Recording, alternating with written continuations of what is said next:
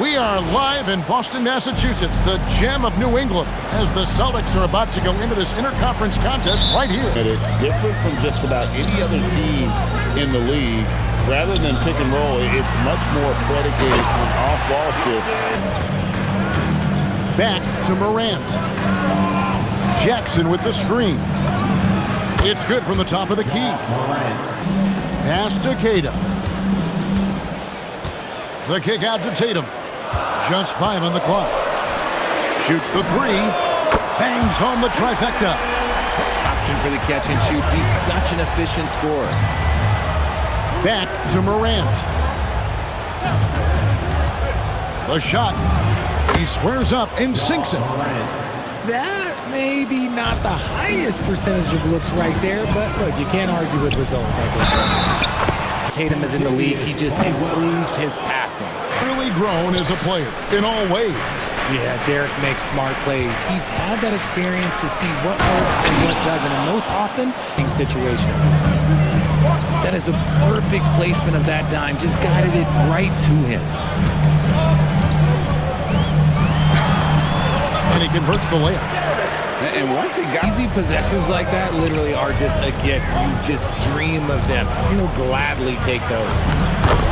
And he gets the bucket. Got such a great change of speed to keep the defense off. A nice shot by Tatum. Boy, he can roll this start throughout the rest of the game. Now here's Wells. Following the miss by John Morant. Wells is just over 3.5 minutes gone here in the first. Morant bats for 2. The shot goes down and it gets this game back to even. They can go 2 for 1. It's about being smart right now.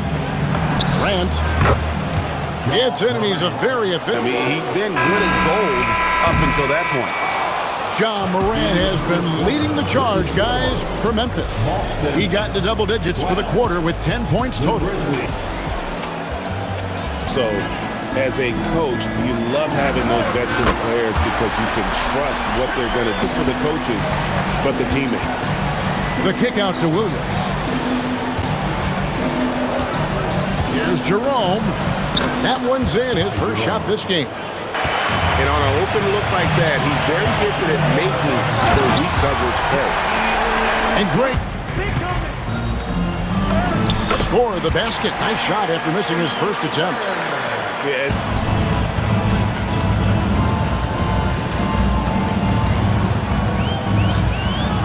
From downtown, Cash Money, Brown with the try. And it's Pippen in the corner. And it's Pippen with the jam. Monster dunk to finish it off. Great chemistry on display. He understood where to put the screen in order to free up his teammate. Here's Boucher. And he banks in the layup. By 6. Here's Morant. It's good. Now he's shooting 6 for 7. Richard, the dynamic John Morant. He is an absolute fan and broadcaster favorite. I'm trying to think of a more exciting player than John Morant, and I'm coming up short. John doesn't just make plays, he makes memories. Man, can you always depend on... Caldwell Pope feeling it out a bit. Shot clock at 5. A well-timed shot fake got the defender, and some good action through the first 2 quarters as we reach halftime. Celtics out in front.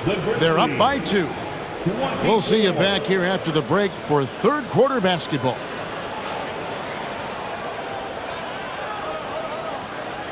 Contender for years now. So, RJ, what do you attribute that to? Well, their talent level has been off the charts. Elite defensive team for over a decade. Now we'll hear from Allie LaForce, and she's got a story for us. An update. Allie? Thanks a lot. The Grizzlies last season retired the jersey number of the grind father, defensive ace Tony Allen, the player who coined the grit and grind motto that came to define the franchise in the 2010s. Allen was takes a 3. Tatum drills it from distance. Every time Tatum finds his shot, he'll take it. He loves to fill it up from range. Think twice about shooting against him next time. Wells with it. Now guarded by Tatum. And the dunk by Jackson. 6'11" just easily finishes that hoop. When you see the impact of Jalen Wells and what he's done on the defensive end, Richard, it's still surprising he went in the second round. Oh, I'm sure there's a lot of teams kicking themselves of a defender he can do. Morant downhill. This is what Morant does so well. We've got 1:48 left in the third quarter of the game. Yep, that one goes in there. This man has entered the zone. Just a little under 3.5 minutes gone by. And finished off by Brown. Aldama with the ball. No scoring in this one. Here's Jerome.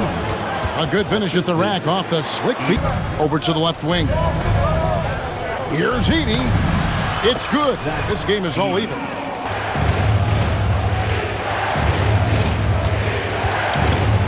For the lead. And it's good for two.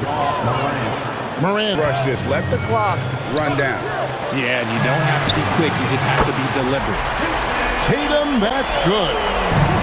And perimeter scoring, I have to imagine it was a topic of discussion at halftime. And you see this so much more nowadays in the NBA. Teams putting a larger emphasis on jacking up threes. The Grizzlies, 42.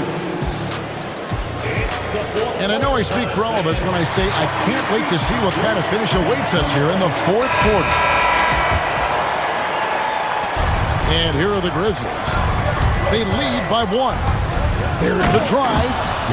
I don't know, but it seems like Morant surveying the D. The second chance effort. Gets the bucket and the foul. To block out. yeah, I'm going to go out on a limb here and say they need to emphasize rebounding going forward. Morant left side. Goes back up. It's good. The assist this time from Jackson. Now Brown. 16 feet away. Edey rips down the rebound. It's tipped. And stolen by White. Now Simons. Right interior, he plays with no fear. And he can't hit the second. And here's Morant. He'll bring it up for Memphis. Leading by 5. In the center of things, Morant. Shot clock at 6. Morant fires. A 3. It's dominant on another team's floor, but when you go home, you're going to go home feeling good. Now Brown. And he jams it in. And in the win, a comfortable win in what was, I think, a pretty hostile environment. It really was. You know, it's never going to be easy on the road, but they didn't have too many problems with that tonight. And that about wraps it up.